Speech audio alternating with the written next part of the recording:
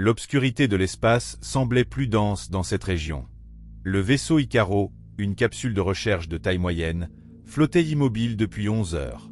Les 3 membres d'équipage observaient les écrans où des données contradictoires clignotaient en rouge. La capitaine Ira ajusta les commandes pour la 3e fois. Rien ne change. Le système de navigation insistait toujours qu'ils étaient dans le secteur Delta 9, mais la carte stellaire ne montrait qu'un vide irrégulier, comme si l'univers avait été déchiré et rapiécé à la hâte. Kai, l'ingénieur, se gratta la nuque. Il avait déjà remarqué les lectures étranges depuis le début du quart de travail. Des particules inconnues s'accrochant à la coque, des variations gravitationnelles qui défiaient les lois de la physique. Taren, la biologiste, rompit le silence. Elle commença à parler de modèles et de cycles naturels, mais sa voix s'éteignit lorsque le capteur de proximité émit une alerte. Une structure métallique apparut dans l'obscurité, flottant comme quelque chose d'oublié. C'était l'Artémis, un navire de transport disparu il y a 2 ans. Ira ordonna une approche prudente. En effectuant l'amarrage, ils se rendirent compte que la porte était scellée de l'intérieur. Kai utilisa un chalumeau, et l'odeur d'ozone brûlé envahit le couloir. À l'intérieur, tout était intact, les consoles allumées, les cafetières encore chaudes. Mais il n'y avait aucun corps. Seulement un journal numérique enregistré avec une voix tremblante. Jour 47, les expériences affectaient l'équipage. Ils voyaient des choses. Moi aussi. Des lumières qui n'existaient pas. Des ombres qui respiraient.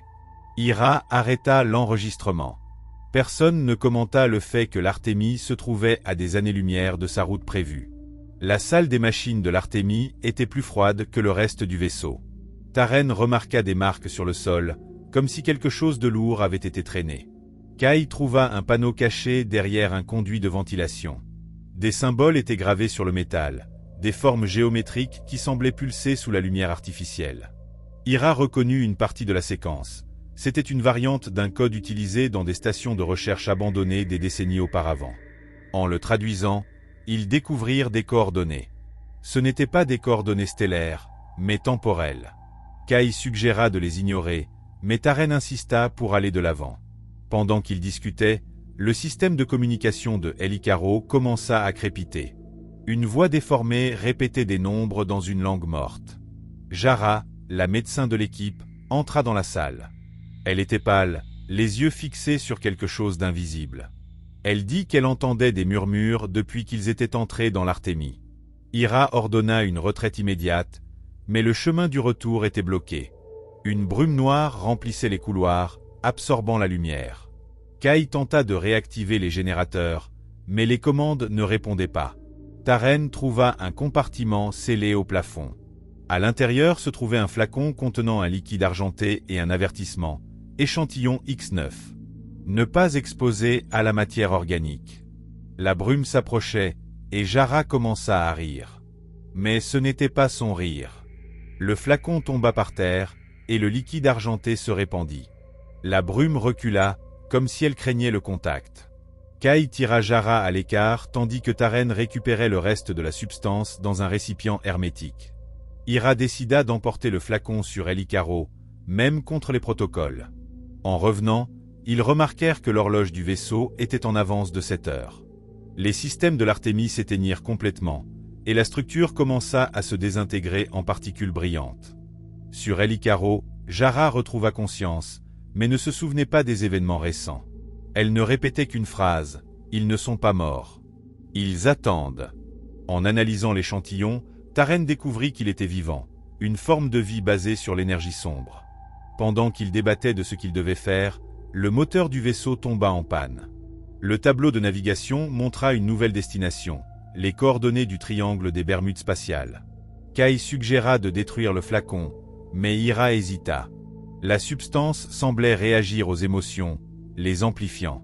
Jara, maintenant calme, dit que la réponse se trouvait dans le journal de l'Artémis. Ils le revirent et trouvèrent une entrée omise. Jour 53. L'échantillon n'est pas un organisme. C'est une clé. Le vaisseau trembla. Sur l'écran, une lumière bleue apparut à l'horizon, les attirant vers elle. Personne ne parla de résister. Après tout, ils étaient déjà dans le triangle depuis bien plus longtemps qu'ils ne l'imaginaient. La lumière bleue enveloppa El Icaro, comme un liquide dense. Les instruments tombèrent en panne, et la seule source de lumière était la lueur du flacon à portée de l'Artémie. Taren l'observait hypnotisé. La substance argentée formait des motifs à l'intérieur du récipient, comme si elle essayait de communiquer quelque chose. Jara préparait une soupe déshydratée dans la cuisine, mais s'arrêta lorsqu'elle entendit des voix provenant du système de ventilation. Hira ordonna à tous de se réunir dans la salle de pilotage, mais Kai n'apparut pas. Ils le trouvèrent dans la salle des moteurs, debout devant un panneau ouvert, murmurant sur la réparation du temps. Ses yeux étaient vitreux, et ses mains saignaient à force d'arracher des fils. Le vaisseau trembla à nouveau, et une image apparut sur les écrans, une station spatiale abandonnée flottant au centre d'un tourbillon d'étoiles. C'était la structure cosmique, un projet abandonné il y a 50 ans. Hira reconnut la forme angulaire des tours, identique au symbole de l'Artémie. Taren injecta un sédatif à Kai, tandis que Jara nettoyait ses blessures.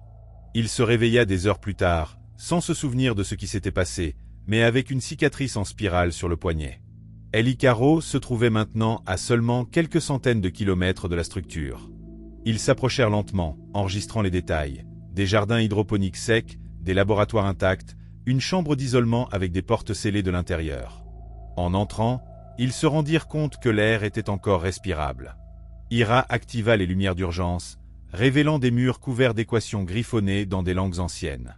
Au centre de la salle principale se trouvait un piédestal avec un trou en forme du flacon de Taren.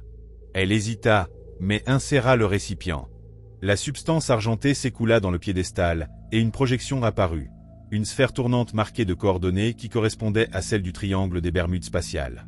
Kai remarqua quelque chose d'incorrect. Les coordonnées ne pointaient pas vers un endroit, mais vers un moment. La projection montrait El Icaro elle-même, mais à différents moments dans le temps. Dans l'une d'elles, ils se virent morts, flottant dans le vide. Jara vomit en reconnaissant le corps de Taren avec la peau translucide et les veines brillantes.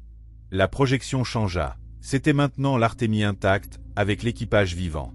Ils riaient, mangeaient, dormaient, jusqu'à ce que la caméra se concentre sur la porte de la salle des machines. Quelqu'un ou quelque chose était à l'extérieur, appuyant son visage contre la fenêtre. L'image s'estompa. Le piédestal émit un bourdonnement grave, et El Icaro fut aspiré dans la structure. Les systèmes de confinement tombèrent en panne, et le flacon vide commença à aspirer l'air du vaisseau. Taren le saisit, mais la substance argentée avait déjà disparu. Hira ordonna l'évacuation, mais il était trop tard. La porte de la chambre d'isolement s'ouvrit, révélant une figure humaine, mais sans visage, portant un uniforme de l'Artémie. Elle tendit la main, et El Icaro entière s'éteignit. Dans le silence, Jara murmura « Ils veulent que nous choisissions ». La figure sans visage resta immobile, la main suspendue dans les airs. Hira sentit une pression dans la poitrine, comme si le vide même de l'espace l'écrasait. Taren saisit le flacon vide, maintenant froid, tandis que Kai essayait de redémarrer les systèmes manuellement. Jara, cependant, fit un pas en avant. Sa voix résonna clairement, sans tremblement. « Choisir quoi ?» La figure ne répondit pas. Au lieu de cela, l'air autour commença à se déformer, projetant des images superposées. El Icaro en feu, l'Artémie intacte et Jara elle-même tenant un bébé qui s'évaporait dans ses mains. Kai hurla quelque chose sur les illusions, mais Hira l'interrompit. Ce ne sont pas des illusions. Ce sont des possibilités.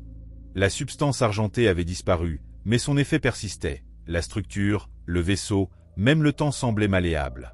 Taren fut la première à le remarquer. Les équations sur les murs n'étaient pas des calculs, mais des questions.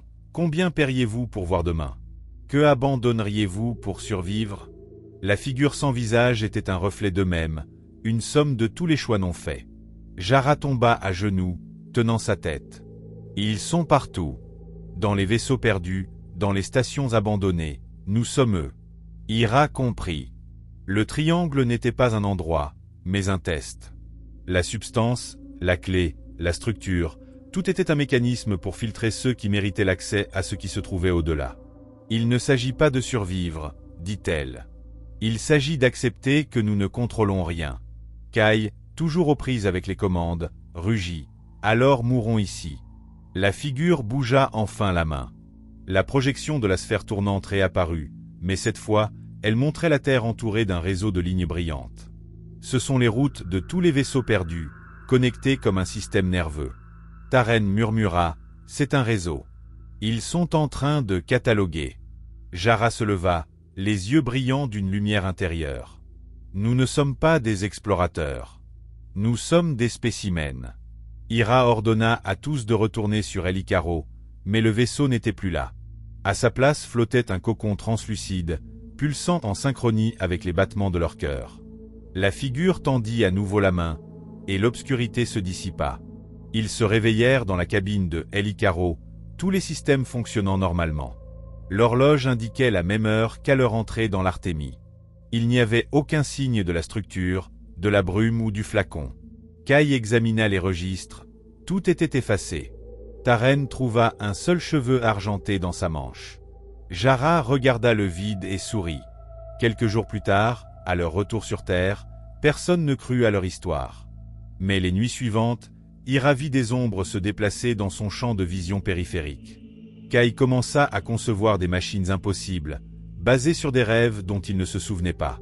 Taren publia un article sur la vie basée sur l'énergie sombre, ne recevant que des critiques.